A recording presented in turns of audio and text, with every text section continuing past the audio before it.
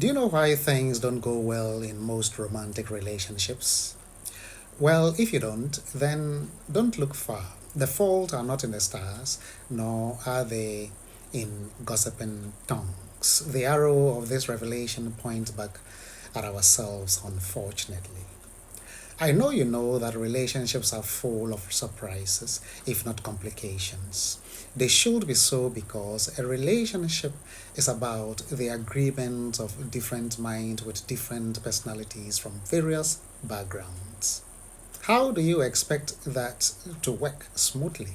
Relationship is not a day's project, neither is it a week's, a month's, or even a year's project. It is supposed to be an ongoing project. Very often, not only do we cause problems in our relationships, but we also witness our relationships gradually deteriorate due to the way we think and our attitude toward each other.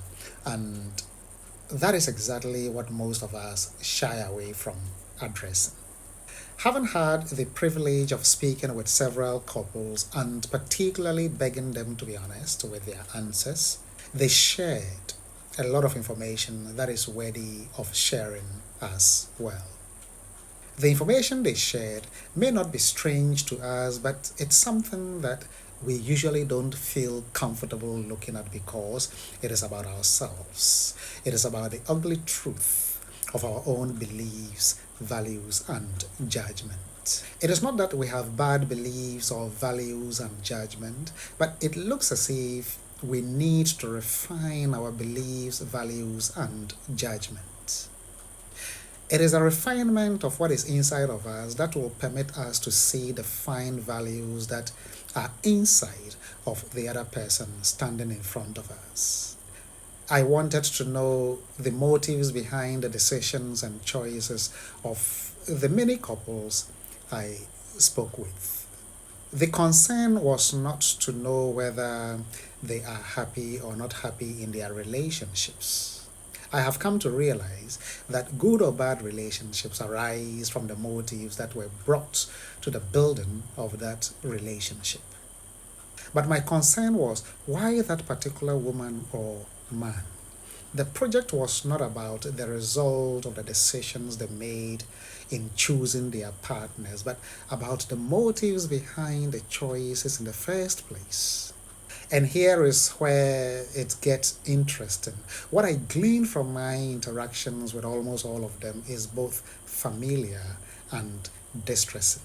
If we do not turn the spotlight on ourselves and examine our own lives and the motives behind our choices, we are doomed to repeat the same mistakes as those before us.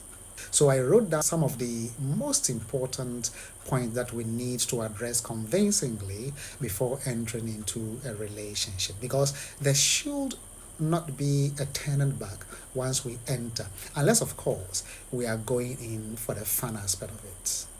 Certain things may not be important to us, but can we tell if our partners don't value them as well? Unless our partner becomes surprisingly and unbearably abusive, physically and emotionally, relationships are supposed to be good for us all.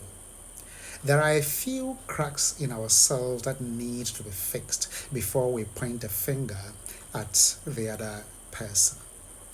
Some, if not most, of our friends who didn't ask themselves and answered those questions sincerely now want to run away from their relationship, believing that a problem is the other person and that they are rather clean. Clean from whose point of view, my friend? We need to ask ourselves some serious questions and answer them sincerely before we end up regretting our choices in just a few months. Know yourself, my friend. Don't wait for others to know you. To understand others, know yourself first. Please like, share, comment, and follow for part 2. Thank you.